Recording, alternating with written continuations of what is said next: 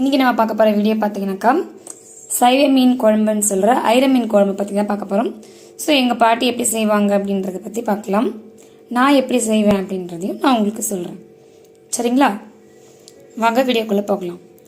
இதுக்கு தேவையான பொருட்கள் பார்த்தீங்கன்னாக்கா ஒரு லெமன் சைஸ் தக்காளி வந்து கரைச்சி அதில் ஒரு ஆஃப் சைஸ் தக்காளியை வந்து கரைச்சி வச்சுருக்கேன். 1.5 தக்காளி, ஸோ 2 தக்காளி, 1.5 தக்காளி வந்து அரைஞ்சி வச்சுருக்கேன். 1/2 தக்காளி வந்து புளியில் வந்து கரைச்சி வச்சுருக்கேன். ஒரு கைப்பிடி வந்து சின்ன வெங்காயம் வச்சுருக்கேன். கொஞ்சமாக கிரேவி வரணுன்றதுக்காக ஒரு சின்ன அரை வெங்காயம் வந்து கட் பண்ணி வச்சுருக்கேன். சரி, சின்ன வெங்காயம் தான் இதுக்கு வந்து டேஸ்ட் கொடுக்கும். ஆனால் வந்து பார்த்திங்கன்னா முழுசாக போட்டு விடுறாங்க. ஸோ முழுசாக போட்டிங்கனாக்கா நமக்கு வந்து மீன் குழம்பு மாதிரி இருக்காது, வெங்காயமும் சேர்ந்து தெரிய ஆரம்பிக்கும். ஸோ நம்மளோட ஹீரோவே பார்த்தீங்கன்னாக்கா இந்த வாழைப்பூ தான். அதனால் வெங்காயம் வந்து முழுசாக இருந்துச்சுனாக்கா இந்த ஹீரோ வந்து அந்த அளவுக்கு கண்ணுக்கு தெரிய மாட்டார். ஸோ அதனால் வெங்காயம் எப்பயுமே வந்து நம்ம அரைஞ்சி வச்சுக்கணும். அப்போ தான் நல்லா நமக்கு கிரேவி வந்து நல்லா கிடைக்கும். அதுக்கப்புறம் பார்த்தீங்கன்னாக்கா ஒரு 1/4 டீஸ்பூன் பார்த்தீங்கன்னாக்கா மஞ்சள் தூள் வச்சுருக்கேன். 1/4 டீஸ்பூனை விட கம்மியாக வந்து காஷ்மீரி மிளகாய் வச்சுருக்கேன். சும்மா வந்து இது ஆப்ஷனல் தான், கலருக்காக வச்சுருக்கேன். இது வந்து எங்கள் பாட்டி எப்பவுமே சேர்த்ததே கிடையாது. இது பாட்டி மட்டும் இல்லை, ஸோ மேக்ஸிமம் அம்மாக்கள் பார்த்தீங்கன்னாக்கா இதை வந்து நம்மளோட அம்மாக்கள் வந்து சேர்த்துருக்கவே மாட்டாங்க. ஸோ இது கலருக்காக தான் வந்தது, அதனால கலருக்காக ஒரு 1/4 டீஸ்பூனோட கம்மியாக வச்சுருக்கேன். பூண்டு பார்த்தீங்கன்னாக்கா ஒரு 10 பல் பூண்டு வச்சுருக்கேன். கருவேப்பிலை தேவையான அளவு, பச்சை மிளகாய் 1 ஃப்ளேவருக்காக வச்சுருக்கேன். ஸோ இதுவுமே எங்கள் பாட்டி வந்து சேர்க்க மாட்டாங்க. ஸோ நான் வந்து எனக்கு பிடிச்ச மாதிரி இப்போ செய்கிறேன். இது வந்துட்டு பார்த்தீங்கன்னாக்கா ஃப்ளேவருக்காக வச்சுருக்கேன். ஸோ காரம் அதிகமாக இருக்கும்னு நினைக்கிறவங்க இந்த இது வந்து நீங்கள் ஸ்கிப் பண்ணிடலாம். தேவைன்னா பச்சை மிளகா 1-2 சேர்த்துக்கோங்க. அதே மாதிரி பார்த்தீங்கன்னா காரக்குழம்புனாலே வெந்தயம் வந்து 1/4 டீஸ்பூன் வச்சுருக்கேன். கடுகு உளுத்தம்பருப்பு வந்து தாளிக்கிறதுக்கு வச்சுருக்கேன். சீரகம் வந்து 1/4 ஸ்பூன் வச்சுருக்கேன். 1/4 ஸ்பூனை விட கம்மியாக வந்து பார்த்தீங்கன்னாக்கா சோம்பு வச்சுருக்கேன். ஏன்னா சோம்பு வந்து நான்வெஜ்ஜுக்கு வந்து டேஸ்ட்டு கொடுக்கும். ஸோ நம்ம வந்து நான்வெஜ் டேஸ்ட்டை கொண்டு வர்றதுக்காக வந்து பார்த்தீங்கன்னாக்கா சோம்பு வந்து கொஞ்சம் வச்சுருக்கோம். ஸோ ஒரு கைப்பிடி அளவு வந்து பார்த்தீங்கன்னாக்கா வாழைப்பூ வச்சுருக்கேன். அதுக்கப்புறம் பார்த்தீங்கன்னா 2 ஸ்பூன் வந்துட்டு மிளகாய்த்தூள் வச்சுருக்கேன், வீட்டு மிளகாய்த்தூள். ஸோ இந்த மிளகாய்த்தூள் பார்த்தீங்கன்னா எங்கள் பாட்டி அரைப்பாங்க. ஸோ அதே மாதிரி நான் அரைச்சி வச்சுருக்கேன். இந்த மிளகாய்த்தூள் எப்படி செய்கிறதுன்றது நான் நெக்ஸ்ட் வீடியோவில் போடுறேன். அதே மாதிரி இந்த மிளகாய்த்தூள் நாங்களும் ரெடி பண்ணி விற்கிறோம். ஸோ இந்த மிளகாய்த்தூள் தேவைன்றவங்க டிஸ்பிளேல நம்பர் தரேன், அந்த நம்பருக்கு கான்டாக்ட் பண்ணிக்கோங்க. ஒரு சின்ன டிப்ஸ் வந்து நான் சொல்கிறேன். நான் எப்பவுமே வந்து பார்த்தீங்கன்னாக்கா குழம்பு வந்து 2 விதமாக செய்வேன். எங்கள் பாட்டி சொல்லி கொடுத்த மாதிரியும் செய்வேன். எங்கள் பாட்டி சொல்லி கொடுத்தாங்கன்றதை விட எங்கள் பாட்டி எப்படி செய்வாங்கன்னு கேட்டு தெரிஞ்சுக்கிட்டு செய்ய ஆரம்பித்தேன். ஒன்று என்னோட ஃப்ளேவரில் வந்து எனக்கு பிடிச்ச மாதிரி செய்ய ஆரம்பித்தேன். ஏன்னு பார்த்தீங்கன்னா எங்கள் பாட்டியோட டேஸ்ட்டுக்கும் என்னோடதுக்கும் எப்படி டிஃப்ரென்ஸ் இருக்குன்னு பார்க்க ஆரம்பித்தேன். அதே மாதிரி ஒரு ஃப்ளேவர், ஒரு குழம்பு நம்ம வைக்கிறோம் அப்படின்னா பார்த்தீங்கன்னா நமக்கு பிடிச்ச மாதிரி எப்படி வேணாலும் வைக்கலாம். அதாவது வடிவேல் சார் வந்து ஒரு படத்தில் சொல்லியிருப்பாரு, நம்ம வைக்கிறது தான் குழம்பு, நம்ம வைக்கிறது தான் ரசம், யார் கேட்பான்னு. ஸோ அதே மாதிரி பார்த்தீங்கன்னாக்கா நம்ம வைக்கிறது தான் குழம்பு. ஒரு பொருள் இல்லைன்னா ஸ்கிப் பண்ணிட்டு செஞ்சு பார்த்தீங்கன்னா அது வேற டேஸ்ட்டு கொடுக்கும். உதாரணத்துக்கு சொன்னோன்னா நான் பச்சை மிளகா உங்களுக்கு தேவைன்னா சேர்த்துக்குங்கன்னு ஃப்ளேவருக்காக. ஸோ அந்த ஃப்ளேவர் அப்படின்றது அந்த வாசனையாக இருந்து சாப்பிடும்போது ஒரு டேஸ்ட் கிடைக்கும். பச்சை மிளகாய் இல்லாமல் அது சாதாரணமாக சாப்பிடும்போது ஒரு டேஸ்ட் கிடைக்கும். ஸோ நான் 2 விதமாக சைவ மீன் குழம்பு செய்வேன். அப்படி செய்கிற டேஸ்ட் வந்து நான் உங்களுக்கு கண்டிப்பாக சொல்கிறேன். ஸோ எண்ணெய் காஞ்சிடுச்சு. இதில் வந்து பார்த்தீங்கன்னாக்கா நம்ம கடுகு உளுத்தம்பருப்பு சேர்த்துக்கலாம். ஸோ கடுகு பொரிஞ்சிருச்சு. இப்போ நம்ம சோம்பும் சீரகமும் சேர்த்துடலாம். இப்போ வெந்தயம் சேர்த்துடலாம். வெந்தயமும் பொரிஞ்சிருச்சு. கருவேப்பிலை சேர்த்துக்கலாம். மீன் குழம்பு வாசனை வர ஆரம்பிச்சிருக்கேன். சோம்பு சேர்த்த உடனே பச்சை மிளகா ப்ளஸ் பூண்டு சேர்த்துக்கலாம். ஸோ பார்த்தீங்கன்னாக்கா எதுவுமே ரொம்ப கருகாமல் வந்து செய்யுங்க. மீடியம் ஃப்ளேமில் வச்சு செய்யுங்க. ஹை ஃப்ளேமில் வச்சுட்டு பொருள் சேர்க்கும் பொழுது மீடியம் ஃப்ளேமில் வச்சுக்கோங்க. ஸோ இப்போ வந்துட்டு வெங்காயம் சேர்த்துக்கலாம். நம்ம வந்து தக்காளி சேர்த்துக்கலாம். தக்காளி அரைச்சி சேர்த்தா ஒரு டேஸ்ட்டு வரும். தக்காளியை வந்து வதக்கி சேர்த்துக்கும் பொழுது ஒரு டேஸ்ட்டு வரும். இதெல்லாம் சின்ன சின்ன டிப்ஸ் ஃப்ரெண்ட்ஸ். புதுசாக சமைக்க கற்றுக்கிறவங்க இதெல்லாம் தெரிஞ்சுக்கோங்க. எனக்கு பார்த்தீங்கன்னா சமைக்கவே தெரியாது. எங்கள் பாட்டி வீட்டில் இருக்கும்போது மசாலா அம்மியில் வந்து அரைச்சி மட்டும்தான் கொடுப்பேன். ஆனால் எங்கள் பாட்டி செய்கிற பக்கம் அடுப்பங்கிற பக்கம் கூட போக மாட்டேன். இன்றைக்கி நான் வந்து எங்கள் பாட்டி இல்லை. ஸோ எங்கள் பாட்டி இல்லாத பொழுது அவங்க செய்கிற டிஷ் எல்லாமே எங்கள் அம்மாக்கிட்டேயும் சித்திக்கிட்டேயும் கேட்டு தெரிஞ்சுக்கிட்டேன். இன்றைக்கி நான் ரொம்ப மிஸ் பண்ணுறேன் என்னோடய பாட்டியை. பார்த்திங்கனாக்கா நல்லா வெங்காயம் வந்து துவலை வதங்கணும், அப்போ தான் டேஸ்ட்டு கிடைக்கும். எங்கள் பாட்டி எப்பவுமே வந்து பார்த்திங்கன்னா வெங்காயத்தை நல்லா வதக்க விடுவாங்க, அப்போ தான் வந்து அதோடைய டேஸ்ட்டு வந்து கிடைக்கும் அப்படின்றது. சில பேர் பார்த்திங்கன்னா வெங்காயம் தீஞ்சிடுச்சுன்னுவாங்க. ஸோ பிரியாணிக்கெலாம் செய்யும்பொழுது பார்த்திங்கனாக்கா நான்லாம் வந்து வெங்காயத்தை வந்து நல்லா பொரிச்சிட்டு அதை லாஸ்ட்டில் ஃப்ளேவருக்காக தூவி விடுவேன். செம்ம டேஸ்ட்டாக இருக்கும். ஸோ அதனால் வெங்காயம் தீஞ்சிடுச்சின்னு சொல்லி பயப்பட வேண்டாம். ஆனால் மேக்ஸிமம் தீயாமையும் செஞ்சுக்கோங்க.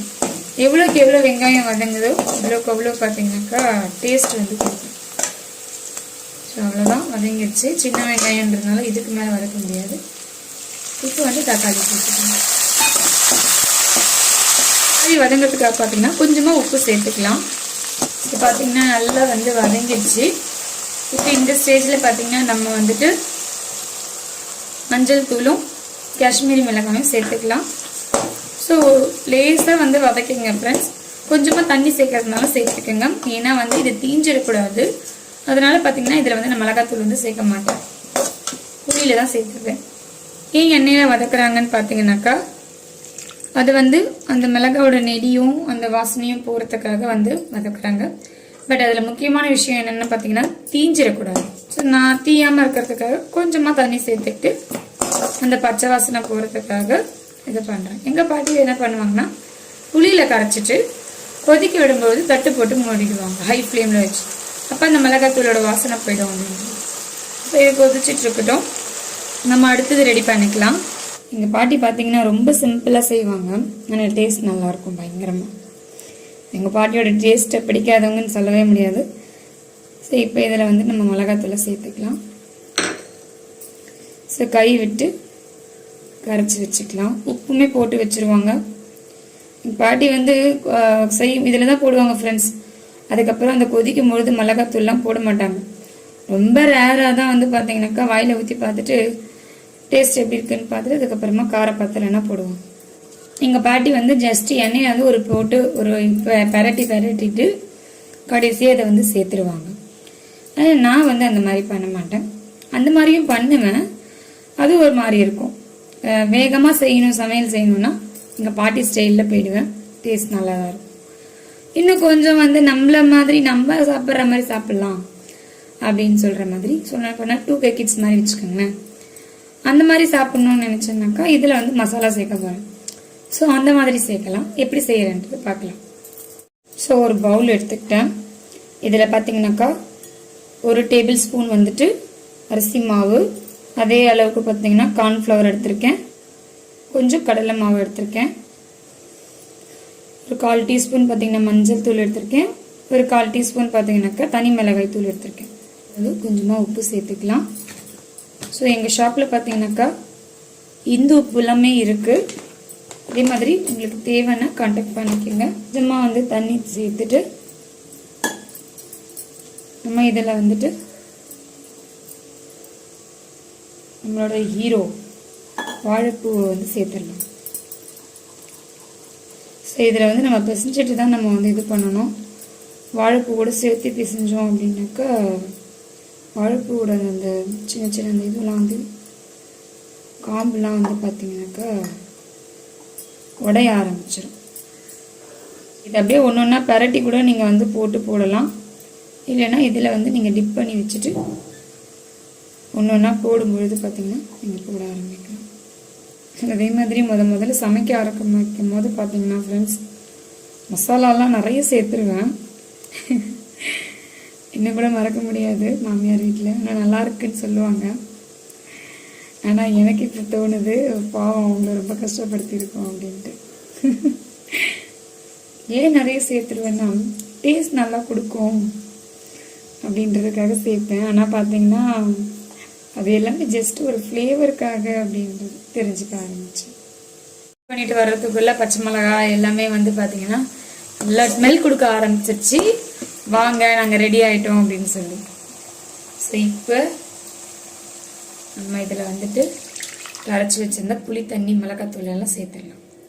ஸோ இது கொதிக்க ஆரம்பிக்கட்டும். கொஞ்சமாக தண்ணி சேர்த்துக்கலாம். கொதிக்க ஆரம்பிக்கும் பொழுது நம்ம வந்துட்டு வறுத்து எடுத்துகிட்டு வந்துடலாம். கூட வந்து தண்ணி சேர்த்துக்கலாம். ஏன்னா கொதிக்கும் பொழுது பார்த்தீங்கன்னாக்கா இது வந்து சுண்டிடும். அதே மாதிரி இது தேங்காய் லாஸ்ட்டாக அரைச்சி ஊற்றுறவங்க பார்த்தீங்கன்னாக்கா சேர்த்துக்கலாம். ஆனால் இந்த மீன் குழம்புக்கு பார்த்தீங்கன்னா பாட்டி வந்து தேங்காய் அரைச்சி ஊற்ற மாட்டாங்க. ஸோ அதனால் நானுமே இந்த சைவ மீன் குழம்புக்கு வந்து தேங்காவே ஊற்றுறது கிடையாது. காரம் அப்படின்னா நான் சொன்ன மாதிரி எண்ணெய் சேர்த்துப்பேன் கடைசியாக. அதுக்கப்புறமா பார்த்தீங்கன்னாக்கா கடைசி இதில் ஒரு 2 பொருள் சேர்க்க போகிறோம். அதுதான் எங்கள் பாட்டியோட ரகசியமே. மீன் குழம்புன்னா கட்டாயம் அந்த பொருள் சேர்ப்பாங்க. ஸோ தண்ணி சேர்த்துக்கலாம். நல்லா கொதிக்கட்டும். அப்போ தான் அந்த வாசனை போகும். ஏன் தண்ணி சேர்க்குறோன்னா நல்லா கொதிக்கும் போது தான் அந்த மிளகாத்தூளோட வாடை வந்து நெடி வந்து போயிடும். ஸோ தண்ணி சேர்க்காமே நம்ம கொதிக்க வச்சோன்னு பார்த்தீங்கன்னா இன்னும் வந்து அந்த கிரேவி வந்து கெட்டியாயிடும். அதனால தண்ணி சேர்த்துட்டு ஹை ஃப்ளேமில் வச்சு கொதிக்க வச்சிடலாம். எண்ணெய் பார்த்தீங்கன்னா நல்லா காஞ்சிருச்சு. இப்போ மீடியம் ஃப்ளேமில் வச்சுட்டு நம்ம பொரிக்க ஆரம்பிக்கலாம்.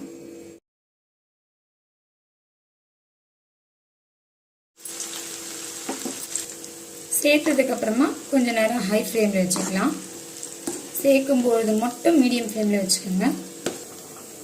ஸோ பார்த்தீங்கன்னா இந்த ஐர மீனை வந்து நான் எடுத்துட்டேன்.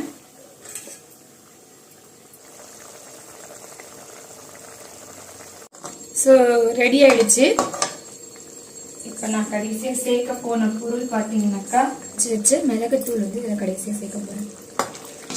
மிளகுத்தூள் சேர்த்துட்டு ஒரு கொதி வந்த உடனே கொஞ்சமாக பார்த்தீங்கன்னா வெல்லம் சேர்த்துக்க போகிறேன். வெல்லம் பிடிக்காதவங்க சேர்த்துக்க வேண்டாம். அதே மாதிரி பார்த்தீங்கன்னாக்கா வெல்லம் சேர்த்து ஒரு குழம்பு வந்து 2ஆக பிரிச்சுக்குங்க. வெல்லம் சேர்த்து ஒரு ட்ரை பண்ணி பாருங்கள். அதுக்கப்புறம் பார்த்தீங்கன்னாக்கா வெல்லம் சேர்க்காம வெறும் மிளகுத்தூள் சேர்த்து ட்ரை பண்ணி பாருங்கள். ரெண்டும் 2 விதமான டேஸ்ட் இருக்கும். பட் எனக்கு வந்து வெல்லமும் எங்கள் வீட்டுக்காருக்கு வெல்லம் பிடிக்கும். எனக்கு காரசாரமாக இருக்கிற மிளகுத்தூள் ரொம்ப பிடிக்கும். மீன் குழம்புனாலே மிளகுத்தூள் தாங்க. ஸோ எங்ககிட்ட பார்த்தீங்கன்னாக்கா ஒரிஜினல் மண்டை வெல்லம் வந்து இருக்குது ஃப்ரெண்ட்ஸ். ஸோ இந்த மாதிரி வெல்லம் வந்து நிறைய பேர் பார்த்துருக்கவே மாட்டீங்க. ஸோ இந்த வெல்லம் தேவைப்படுறவங்க டிஸ்பிளேல தெரிய நம்பருக்கு கான்டாக்ட் பண்ணிக்கோங்க. மீன் குழம்பு அப்படின்னாலே கொஞ்சம் தண்ணியாக இருக்கும். ஸோ இது பார்த்தீங்கன்னா கொஞ்சம் திக்காக இருக்குது. அப்போ என்ன பண்ணலாம், கொஞ்சம் வந்து தண்ணி சேர்த்துக்கலாம். ரொம்ப கொதிக்க விட்டுட்டேன். நல்லா ரொம்ப கிரேவி ஆகிடுச்சு. உங்களுக்கு வந்து திக்காக வேணும்னா திக்காக வச்சுக்கோங்க, இல்லைன்னா தண்ணியாக வச்சுக்கோங்க. இப்போ நம்ம சேர்க்க போகிற பொருள் மூலியமாகவும் இந்த குழம்பு வந்து திக்காக ஆகும்.